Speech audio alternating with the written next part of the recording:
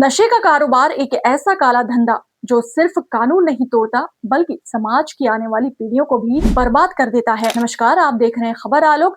आइए बताते हैं इस खबर को विस्तार से। झारखंड के घने जंगलों में उगाई जाने वाली अवैध अफीम बिहार, मध्य प्रदेश और राजस्थान के सीमावर्ती इलाकों से गुजरते हुए पंजाब तक पहुंचती है। सुरक्षा एजेंसियों के मुताबिक इस पूरे नेटवर्क के पीछे एक ऐसा संगठित सिंडिकेट सक्रिय है जो खेती से लेकर खरीद, तस्करी और सप्लाई तक की पूरी चेन को नियंत्रित करता है। आपको बता दें, इस नेटवर्क की सबसे अहम कड़ियों में से एक है छत्तीसगढ़।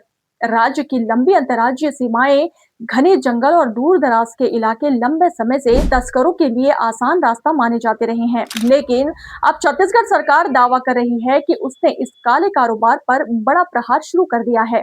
विधानसभा में पेश आंकड़ों के मुताबिक पिछले 3 वर्षों में अवैध अफीम की खेती के खिलाफ कई बड़ी कार्रवाई की गई, करोड़ों रुपए की फसलें नष्ट की गई और कई आरोपियों को गिरफ्तार किया गया। हालांकि सबसे बड़ा सवाल अब भी बरकरार है, क्या केवल खेत उजाड़ देने से पूरा सिंडिकेट खत्म हो जाएगा या इसके असली सरगना अब भी कानून की पकड़ से बाहर है। दरअसल भारत में अफीम की खेती केवल सरकारी लाइसेंस के तहत सीमित क्षेत्रों में ही की जा सकती है, लेकिन इसके समानांतर वर्षों से एक अवैध नेटवर्क भी सक्रिय है। झारखंड और ओडिशा के जंगलों में अवैध खेती होती है, बिचौलिए फसल खरीदते हैं, फिर यही अफीम छत्तीसगढ़, मध्य प्रदेश और राजस्थान के रास्ते बड़े तस्करों तक पहुंचती है, जहां से पंजाब, दिल्ली और दूसरे राज्यों के नशे के बाजारों में इसकी सप्लाई होने के आरोप सामने आते रहते हैं। आपको बता दें, सुरक्षा एजेंसियां इस पूरे रूट को अनौपचारिक रूप से अफीम का काला कॉरिडोर मानती रही है। इस नेटवर्क की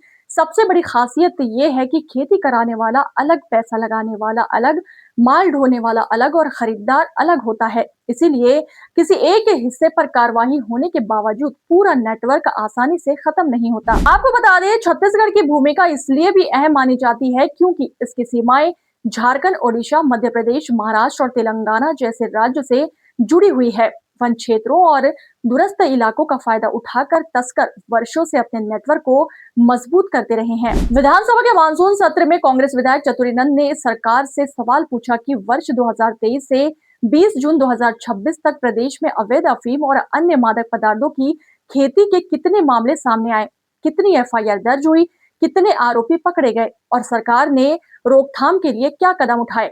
सरकार की ओर से दिए गए लिखित जवाब में बताया गया कि इस अवधि में अवैध अफीम की खेती के कुल 7 मामले दर्ज हुए और सभी मामलों में एनडीपीसी एक्ट के तहत कानूनी कार्रवाई की गई। चार्जशीट दाखिल की जा चुकी है और मामले न्यायालय में लंबित है। आपको बता दें, विधानसभा में पेश दस्तावेज बताते हैं कि 2026 में कार्यवाही सबसे ज्यादा तेज रही। रायगढ़, दुर्ग और बलरामपुर जैसे जिलों में हजारों किलो अवैध अफीम की फसलें नष्ट की गई। सबसे बड़ी कार्रवाई रायगढ़ जिले में दर्ज हुई, जहां अफीम, डोडा चूरा और अन्य सामग्री की बड़ी खेप जब्त करने का दावा किया गया। वहीं जांच में गिरफ्तार आरोपियों के तार झारखंड, राजस्थान और बिहार से जुड़े बताए गए, जो इस पूरे नेटवर्क के अंतर्राज्यीय स्वरूप की ओर इशारा करते हैं, यानी खेती कहीं और, फीडिंग कहीं और सप्लाई किसी तीसरे राज्य में।